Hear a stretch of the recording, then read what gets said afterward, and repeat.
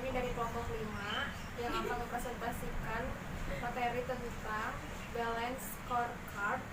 Sebelum ke materi, saya akan memperkenalkan anggota kelompok 5. Yang pertama ada Amelia Ananda Erwina, yang kedua ada Elis Rosliantika, yang ketiga ada Fitri Mel Aristian, yang keempat ada Intan Siti Holita, dan yang kelima ada Mufni Alfiani. Selanjutnya langsung saja ke materi. Materi yang pertama akan dijelaskan oleh Amelia Ananda Erwina. Pertama ada definisi balance scorecard. Menurut Robert S. Kaplan dan David P. Norton, balance scorecard adalah suatu sistem manajemen penilaian dan pengendalian secara cepat, tepat, dan komprehensif, dapat memberikan pemahaman kepada manajer tentang kinerja bisnis. Konsep balance scorecard didasarkan pada asumsi bahwa efisiensi penggunaan modal investasi di dalamnya menjadi penentuan tunggal untuk keunggulan kompetitif. Tapi faktor seperti modal intelektual, penciptaan pengetahuan, atau orientasi pelanggan yang sangat baik menjadi lebih penting.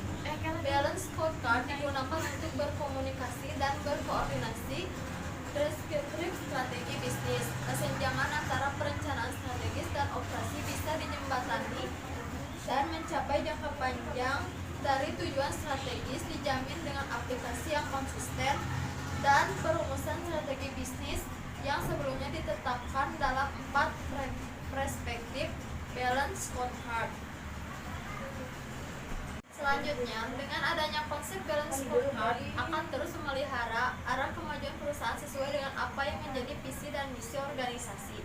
Selain itu, balance scorecard akan membantu perusahaan dalam menyelaraskan tujuan dengan satu strategi yang ingin diterapkan. Karena balance scorecard membantu mengeliminasi berbagai macam strategi manajemen puncak yang tidak sesuai dengan strategi karyawan. Cara membantu karyawan untuk memahami bagaimana peran serta mereka dalam rangka peningkatan kinerja perusahaan secara keseluruhan. Yang selanjutnya yaitu sejarah dari balance scorecard. Dahulu kala, banyak perusahaan yang menggunakan sistem pengukuran kinerja tradisional yang mana hanya mengukur keberhasilan kinerja perusahaan dari sejumlah keuntungan yang diperoleh secara finansial. Sistem pengukuran tradisional kini dinilai tidak begitu efektif lagi di era globalisasi ini. Melihat kekurangan tersebut, pada tahun 1996, Robert Kaplan dan David Norton dari Harvard University mengumumkan sebuah sistem pengukuran kinerja yang sesuai untuk perusahaan di era globalisasi, bernama Balance Scorecard. Sistem ini pertama kali diuji oleh perusahaan Analog Device pada tahun 1987. Latar belakang munculnya ide pembuatan sistem ini dikarenakan adanya beberapa kelemahan yang dinilai oleh Kaplan dan Norton mengenai pengukuran tradisional. Menurut Kaplan dan Norton, ukuran finansial tidak cukup untuk mengevaluasi perjalanan perusahaan di dalam lingkungan yang kompetitif karena hanya menceritakan sebagian dan tidak semua tindakan masa lalu dan tidak mampu memberikan pedoman yang memadai bagi upaya penciptaan nilai finansial di masa depan. Balance scorecard merupakan sebuah sistem pengaturan yang tidak hanya sebuah sistem pengukuran, bisa juga membantu suatu organisasi untuk mengklarifikasi visi dan strategi mereka sehingga membuatnya menjadi sebuah tindakan nyata dan mencapai goals perusahaan. Robert dan Kaplan dan David Norton telah menggabungkan sistem pengukuran finansial dan non-finansial sehingga suatu perusahaan tidak lagi hanya berfokus pada hasil finansial saja, tetapi juga bermasalah pada manusia. Balance scorecard adalah sistem yang mengajak kita untuk melihat suatu organisasi dari 4 perspektif, kemudian membangun indikator, mengumpulkan data, dan menganalisa setiap perspektif itu. Selanjutnya ada perkembangan terkini implementasi balance scorecard. Balance scorecard telah menjadi pakem baru dalam di dunia manajemen, khususnya pada bidang pengukuran kinerja dan penyelarasan strategi. Hal ini dapat dilihat dari kepopuleran balance scorecard dicoba diimplementasikan di berbagai perusahaan di dunia. Konsep awal yang dibawa oleh Kaplan dan Norton adalah mengenalkan konsepsi baru dalam penyelarasan strategi perusahaan menggunakan 4 perspektif: customer, finansial, internal process, dan learning and growth. Konsepsi yang sangat logis, apalagi ketika kemudian diangkat pada konsepsi penyelarasan strategi yang lebih tinggi dengan strategi MAP. Sebuah terobosan yang esensial tentang bagaimana mengendalikan organisasi secara efektif.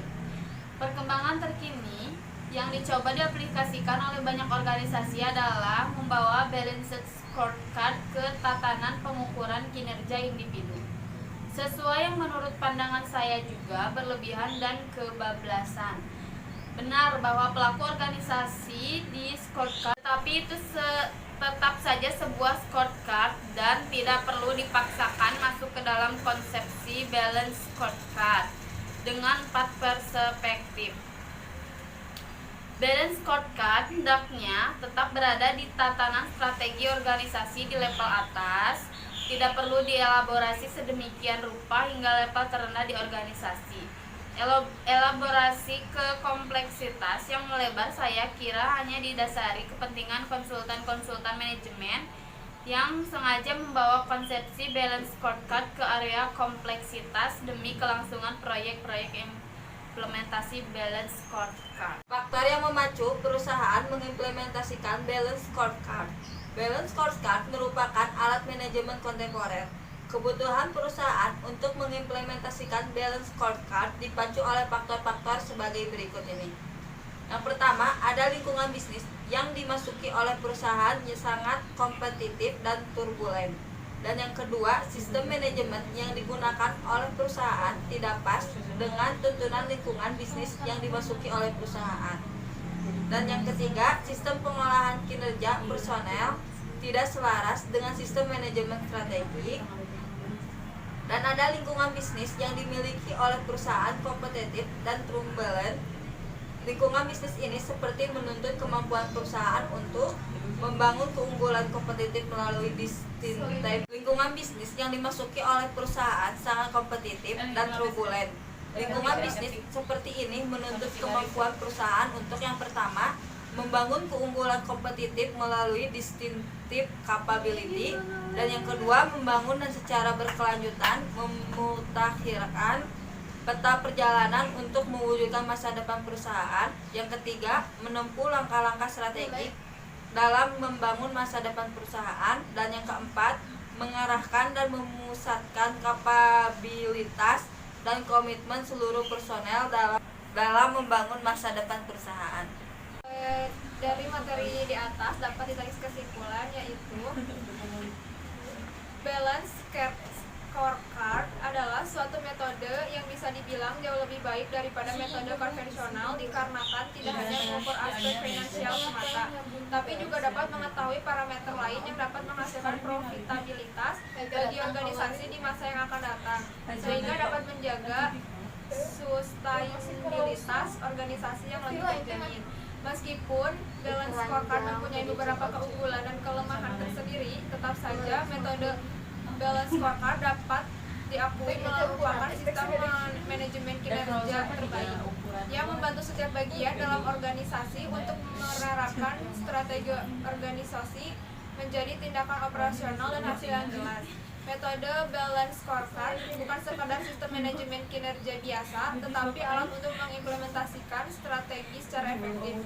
Masalah utama yang dihadapi organisasi bukanlah menyusun atau memformulasikan strategi, melainkan bagaimana mengimplementasikan strategi itu secara efektif. Betapapun indahnya strategi organisasi, tetapi kalau pelaksanaannya tidak baik, hasilnya akan tetap buruk. Sebaliknya, strategi organisasi yang sederhana namun diterapkan secara excellent, maka hasilnya akan sangat luar biasa. Balance scorecard di satu sisi memecahkan berbagai hambatan organisasi, namun di sisi lain hanya menghasilkan kegagalan.